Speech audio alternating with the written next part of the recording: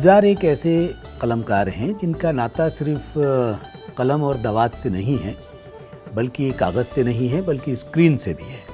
अधिकांश पुराने संगीतकार और गीतकार संगीत की ओर प्रवृत्त, काव्यात्मक और रोमांटिक थे। उन्होंने अपनी आत्मा की गहराई से संगीत लिखा था। मेरी आवाज़ ही पर्दा है मेरे चेहरे का, मैं हूँ खामोश जहाँ, अब मुझको वहाँ से सुनिए। सुनील जी, आज जो हम गीत सुनेंगे उस गीत की वैल्यू एक्चुअली लता दीदी के जाने के बाद ज्यादा हो गई है। प्रणाम और स्वागत है आप सबका विश्व शांति दर्शन चैनल में। चैनल की संकल्पना का श्रेय जाता है विश्वधर्मी, विश्व शांति के उपासक, विश्व शांति के पुजारी प्रोफेसर डॉक्टर विश्वनाथ दास कराड़ जी को। आप देख रहे हैं विश्व शांति दर्शन की नए वीडियो सीरीज गीतों के बोल बड़े अनमोल, यानी वो हिंदी फिल्मों के गीत जिनमें हम अध्यात्म की तलाश कर रहे हैं।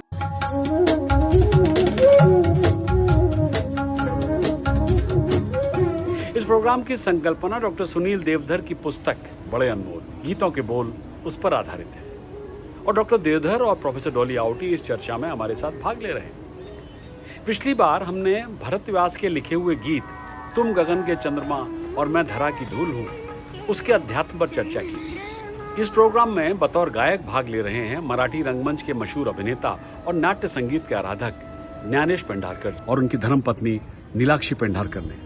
पुराने हिंदी फिल्मों के गीत जिनका आध्यात्मिक संबंध है, उन्हें समझने के लिए मुख्य रूप से दो श्रेणियों में विभाजित किया जा सकता है, एक राग और दूसरा गीत। अधिकांश पुराने संगीतकार और गीतकार संगीत की ओर प्रवृत्त, काव्यात्मक और रोमांटिक थे। उन्होंने अपनी आत्मा की गहराई से संगीत लिखा था और बनाया था, और वे अत्यधिक रचनात्मक और प्रतिभाशाली भी थे। ये बात है सन 1963 की। बिमल रॉय फिल्म बंदनी बना रहे थे। फिल्म के संगीतकार थे एस डी बर्मन। फिल्म के गीत लिखने के लिए उन्होंने अपने नियमित सहयोगी शैलेंद्र से कहा, लेकिन एक छोटी सी समस्या थी। समस्या ये थी कि एस डी बर्मन और शैलेंद्र का झगड़ा हुआ था और उनमें बातचीत नहीं हो रही थी। तब शैलेंद्र ने अपने एक युवा कवि मित्र से कहा कि वो बिमल रॉय से मिलें। युवक जो उस समय गैरेज में काम करता था, उसने टालना चाहा, क्योंकि वो फिल्म गीतकार नहीं बनना चाहता था, बल्कि साहित्यकार बनने का सपना देख रहा था। मगर शैलेंद्र उस युवा कवि को मनाने में कामयाब रहे। बिमलदा ने उस युवा कवि पर नजर डाली और अपने सहायक से बंगाली में पूछा, वैष्णव कविता जाने?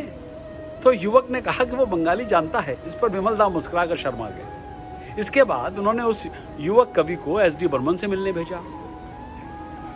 युवक का प्रयास रंग लाया और बर्मनदा को उसका लिखा हुआ गीत पसंद आया। जी हाँ, उत्साहित युवक बिमलदा के पास जाना चाहता था, उन्हें बताने के लिए कि बर्मनदा ने उसका लिखा हुआ गीत अप्रूव किया है। तब बर्मनदा ने उस युवक से कहा, क्या तुम गाना गा सकते हो? नहीं, मेरी प्रतिभा सिर्फ लिखने तक है, पर मैं उन्हें गीत के बोल तो सुना सकता हूँ सर। युवक ने कहा, अरे तुम कैसा भी सुनाएगा और हमारा ट्यून रिजेक्ट हो जाएगा बाबा। विनम्र होकर बर्मनदा ने उससे कहा। जानते हैं वो युवक कौन था? संपूर्ण सिंह कालरा, जिन्हें पेशेवर रूप से गुलजार के नाम से जाना जाता है। उनके कैरियर की शुरुआत फिल्म बंदनी के एकमात्र गीत मोरा गोरा अंग ले ले, मोए शाम रंग दे दे, छुप जाऊंगी रात ही में, मोए पी का संग दे दे, इससे हुई थी। गीत दरअसल प्रियतम का परमात्मा में मिल जाना सूफी काव्य की याद दिलाता है। गीत लता जी ने गाया था और उन्होंने गुलजार से इस गीत के बोलों की सराहना भी की थी। तब गुलजार ने कहा था कि अगर उस समय उनके चेहरे का रंग सूख कर नीचे गिरा होता ना, तो अवश्य गुलाबी हो जाता। टिपिकल गुलजार जी की याद। बंदनी के गीत के अध्यात्म पर खुलकर चर्चा करेंगे फिर कभी, पर आज सुनेंगे और संवाद करेंगे गुलजार के उस गीत पर जो उन्होंने फिल्म किनारा के लिए लिखा था। गीत के बोल हैं, नाम गुम जाएगा, चेहरा ये बदल जाएगा।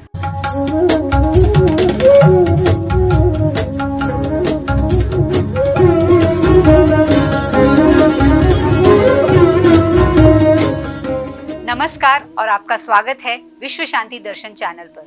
आप देख रहे हैं प्रोग्राम गीतों के बोल बड़े अनमोल, और आज हमारे साथ यहाँ स्टूडियो में उपस्थित हैं डॉक्टर सुनील देवधर जी, जो हमें बॉलीवुड के उन गीतों के साथ रूबरू करा रहे हैं जिनमें आध्यात्म छिपा हुआ है। तो आइए सुनील जी से चर्चा करते हैं। प्रणाम सुनील जी, स्वागत है आपका स्टूडियो में। नमस्कार, प्रणाम। सुनील जी, आज जो हम गीत सुनेंगे उस गीत की वैल्यू एक्चुअली लता दीदी के जाने के बाद ज्यादा हो गई है। ये गीत फिल्म किनारा से है, तो आइए सुनते हैं ये गीत।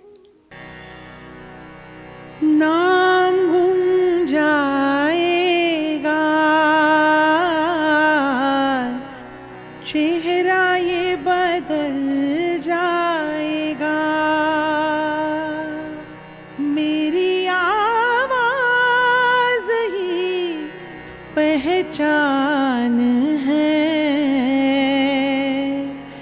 गर याद रहे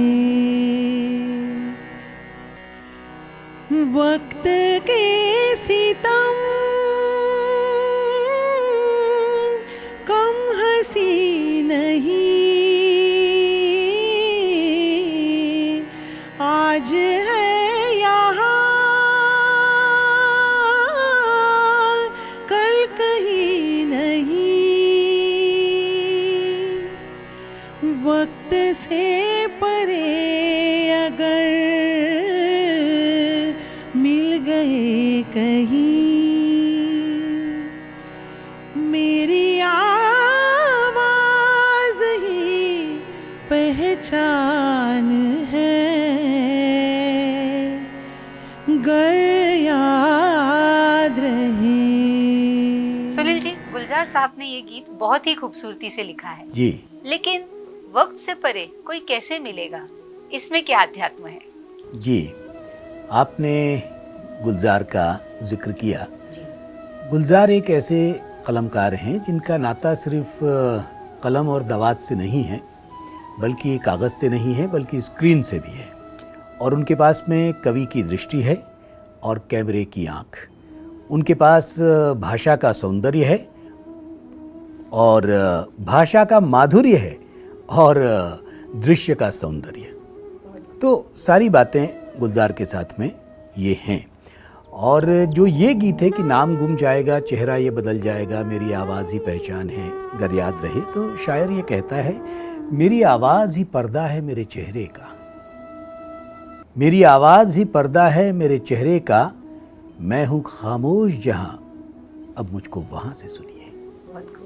तो जब आप एक खामोशी को सुनने लगते हैं तब आपके अंदर कुछ साज अपने आप बजने लगता है, क्योंकि खामोशी को सुनना, खामोशी का सुनने का क्या मतलब है? फिराक गोरखपुरी ने बहुत अच्छी बात कही है। फिराक गोरखपुरी कहते हैं कि अच्छी रचना वही है जहाँ उसके शब्दों से अधिक सन्नाटे बोलें, और जो बोलें वो ऐसा बोलें कि कभी बासी ना हो। तो जब सन्नाटा बोलने लगता है, क्योंकि ये कहते हैं ना कि एक नाद होता है और नाद के बाद में एक स्वर बना रहता है। अभी जब हम ये बात कर रहे हैं तो ये प्रयास चल रहा है ना कि जो गीतोपदेश कृष्ण ने दिया है, क्योंकि आवाज़ हवाओं में फैल जाती है और वो बहुत दिनों तक कायम रहती है, तो ये प्रयास भी चल रहा है कि अगर गीतोपदेश हुआ है तो उसकी आवाज़ को पकड़ने की कोशिश चल रही है। तो गुलजार साहब ने जब ये कहा है कि मेरी आवाज़ ही पहचान है गर याद रहे, तो अभी इसकी सिद्धि शायद वैज्ञानिक भी इस सत्य को उद्घाटित कभी करते हैं। और जो बात आपके वक्त को लेकर आपने की है, तो हमारे यहाँ एक कहावत चलती है ना कि वक्त से पहले और मुकद्दर से ज़्यादा किसी को कुछ नहीं मिलता, लेकिन जब वक्त से पहले कोई मिल जाता है तो हमारा समय कविता की तरह खिल उठता है। और वो प्रसंग आते हैं कि कोई न कोई मिल जाता है, और सितम कभी एक सा नहीं रहता, कभी आता है कभी जाता है, और जब वो आता और जाता है तो अपनी छाप बहुत कुछ अंशों में छोड़ जाता है। बहुत खूब कहा सुनील जी। तो सुनते हैं इस गाने की आगे की पंक्तियां। हो नाम गुम जाएगा, चेहरा ये बदल जाएगा, मेरी आवाज़ की पहचान है, गर याद रहे जो गुजर गई कल की बात थी, ओ उम्र तो नहीं, एक आस थी, रात का सिला अगर फिर मिले कहीं, मेरी आवाज की पहचान है। ये सच ही तो है Sunil ji, we all are bird of passage, और हमारे कर्म ही हैं जो हमारी पहचान बनते हैं। आप क्या कहेंगे इस पर? बिल्कुल सही है, क्योंकि हम नहीं रहेंगे लेकिन हमारे कर्म रहेंगे। जो कहते हैं ना कि जिंदगी में जो कुछ काम कर जाएगा वो जिएगा कम लेकिन अमर अधिक हो जाएगा। तो अमर किस नाते से होगा? क्योंकि वो याद किया जाएगा उसके कामों के माध्यम से, और जो गुजर गई वो कल की बात थी। तो आने वाला जो समय है, गुलजार ने खुद ही कहा है ना कि जो समय आता है, आने वाला पल जाने वाला है, हो सके तो इसको जिंदगी बना लो। तो जो आने वाला समय है वही महत्वपूर्ण है, क्योंकि वो बहुत जल्दी चला जाएगा। और इस आने वाले समय में काल करे सो आज कर, आज करे सो अब, पल में परलय होएगी बहुरी करेगा कब। जी बिल्कुल सही। तो जो आज का समय है, जो आज का पल है, जो बहुत तेजी से बीत रहा है, उसे आज ही हमें उसी पर आज काम करना है। जी बिल्कुल सही कहा सुनील जी। तो आइए सुनते हैं इस गीत की आगे की पंक्तियां। दिन ढले जहां रात पास हो, जिंदगी की लार ऊंची कर चलो, याद आए घर कभी जी उदास हो, मेरी आवाज की पहचान है, गर याद रहे। तो सुनील जी, गुलजार साहब ने तो खामोशी पे भी बहुत कुछ लिखा है। जी, कुछ पंक्तियां सुना सकते हैं? क्यों नहीं। सुर वही, साजों पे चलती हुई आवाज वही, सुर वही, साजों पे चलती हुई आवाज वही, हाँ वही रंग है महकी हुई खुशबू भी वही, अब भी वही शाखों पे शबनमी कतरे कतरे, अब भी चलती है सबा पत्तों पे पांव रखकर, ताका करती है पानी में चेहरा, लेकिन एक सुर और भी है तेरी आवाज से लटका हुआ, खामोशी का सुर।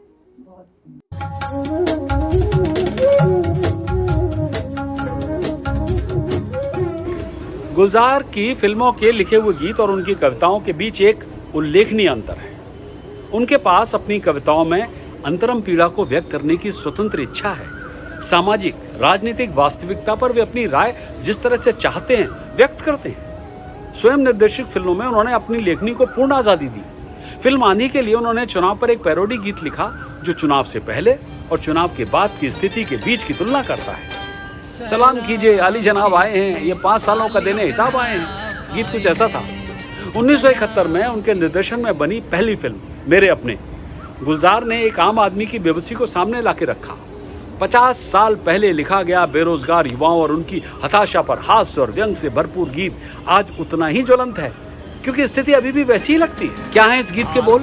हाल चाल ठीक ठाक है, सब कुछ ठीक ठाक है, बीए किया है, एमए किया है, लगता है वो भी एमए ही किया है, काम नहीं है वरना ये आपकी दुआ से सब ठीक ठाक है। चाहे दुनिया में सभी हत्याओं और दुखों के लिए भगवान से सवाल करना हो, या जिस तरह से राजनेता जनता का शोषण करते हैं उस पर अपनी अरुचि व्यक्त करना, गुलजार के लेखन में एक अंतर्निहित पीड़ा है। उस पीड़ा को वे कभी कभी यूं भी व्यक्त करते हैं। रोज सुबह अखबार मेरे घर में खून से लथपथ आता है। और देखिए ना, पल शब्द के साथ गुलजार का रोमांच सबसे अच्छा दिखाई देता है फिल्म गोलमाल में, जिसका गीत आने वाला पल जाने वाला है अपने समय में बहुत लोकप्रिय हुआ था। देखिए ना, गीत की लाइनों में कितना भेद छुपा है। एक बार वक्त से लम्हा गिरा कहीं, एक बार वक्त से लम्हा गिरा कहीं, वहां दास्तां मिली लम्हा कहीं नहीं। गुलजार से एक बार पूछा गया था कि 1931 में फिल्मों में साउंड के आने के बाद से भारतीय सिनेमा में गाने हमेशा प्रधान रहे हैं। आपको क्या लगता है कि लोगों को एक गीत में क्या आकर्षित करता है, शब्द या धुन? उन्होंने कहा धुन, क्योंकि वही आपके दिमाग में बस जाती है। लेकिन जब धुन सर पर दौड़ने लगती है ना, तो उस पर लगाम लगाने की जरूरत होती है। वहाँ शब्द उपयोगी साबित होते हैं। शब्द वो लगाम हैं जो आपको घोड़े की सवारी करने की अनुमति देते हैं। इसलिए शब्दों को विस्मित करना चाहिए या फिर मनोरंजन करना चाहिए, तभी श्रोता गीत का अर्थ समझना चाहेंगे। तो गीत के बोल की आज की श्रृंखला को यहीं देते हैं विराम। एक बार पुनः आपसे आग्रह करूंगा कि अगर आपने चैनल को अभी तक सब्सक्राइब नहीं किया है तो अवश्य करें। बेल आइकॉन दबाएं और नए वीडियोस के ऑटोमेटिक अलर्ट्स के लिए तैयार रहें। देखते रहिए विश्व शांति दर्शन।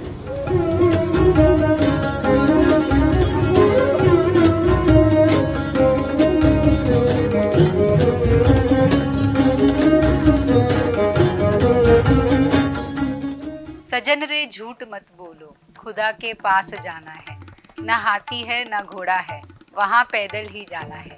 तो जब हम ये बात करते हैं ना कि ये फिल्मी गीत है, ये फिल्मी नहीं है, ये इल्मी गीत है, इनमें ज्ञान भरा हुआ ज्ञान भरा हुआ। बशर्ते कि हम इसको दोहराएं, हम इस पर विचार करें। कहते हैं कि गीत लेखन एक संवेदनशील ऊर्जा है, एक बहुत ही रहस्यमय प्रक्रिया। ये संवाद करने की इच्छा है, संवाद करने की गहरी इच्छा ही गीत लेखन को प्रेरित करती है।